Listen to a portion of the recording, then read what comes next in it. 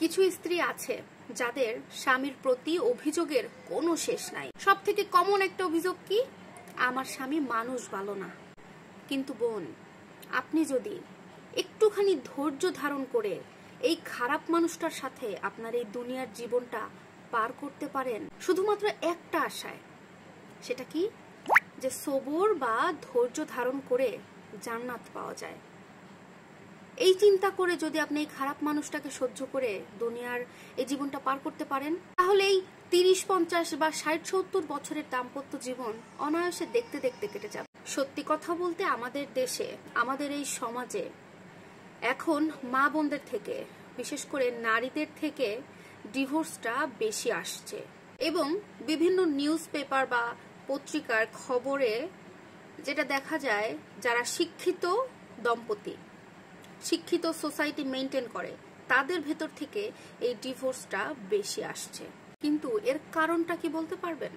আমার মনে হয় এই কারণটা আমরা সবাই কম বেশি একটু হলেও জানি। একটা পরিবারগুলো যদি ভেঙে যায়, একটা সংসার যদি ভেঙে যায়, তাহলে কি হবে? আমরা যারা মুসলমান আছি, এই মুসলমানের একটা বড় সম্পদ কি জানেন? একটা বড় সম্পদ হচ্ছে পারিবারিক বন্ধন, পারিবারিক সৌন্দর্যটা। আল্লাহ তাআলা এটাকে রক্ষা করতে চান। আল্লাহ তাআলা সবসময় চান আমার প্রতিটা বান্দা তাদের সম্পর্ক, পারিবারিক সম্পর্ক, পারিবারিক সৌন্দর্য, বন্ধন রক্ষা করুক। হাদিসে বর্ণিত আছে, যত বৈধ কাজ আছে এই পৃথিবীতে, আল্লাহ তাআলা যত বৈধ কাজ দিয়েছে, তার মধ্যে আল্লাহর কাছে সবচাইতে বেশি অপছন্দনীয় বৈধ কাজ হচ্ছে এই বিচ্ছেদ, তালাক, ডিভোর্স।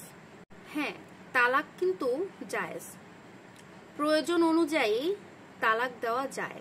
এমনও কিন্তু অনেক ধর্ম আছে যে ধর্মে একবার যদি বিবাহিত জীবনে যাওয়া যায়, পরবর্তীতে কিন্তু আর ডিভোর্সের কোনো ব্যবস্থা নাই।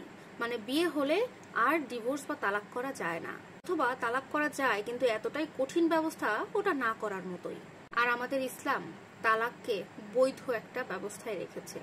আর তাই নবীজি বলেছেন, আল্লাহ তাআলার কাছে বৈধ কাজের মধ্যে সব থেকে অপছন্দনীয় কাজ হচ্ছে এই তালাক।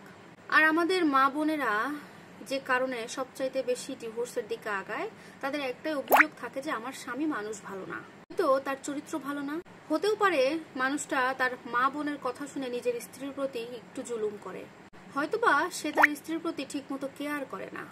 যে স্ত্রী তার স্বামীর কাছ থেকে তালাক চায়, স্বামীর সাথে রাগারাগি করে, কোনো মনোমালিন্য করে, ঝগড়া বিবাদ করে স্বামীর কাছে তালাক চায় বা স্বামীকে ডিভোর্স দিতে চায়, ওই নারীকে, ওই স্ত্রীকে আল্লাহ তাআলা জান্নাত তো দূরের কথা, জান্নাতের ঘ্রাণ পর্যন্ত তার নাক অব্দি আনবেন না।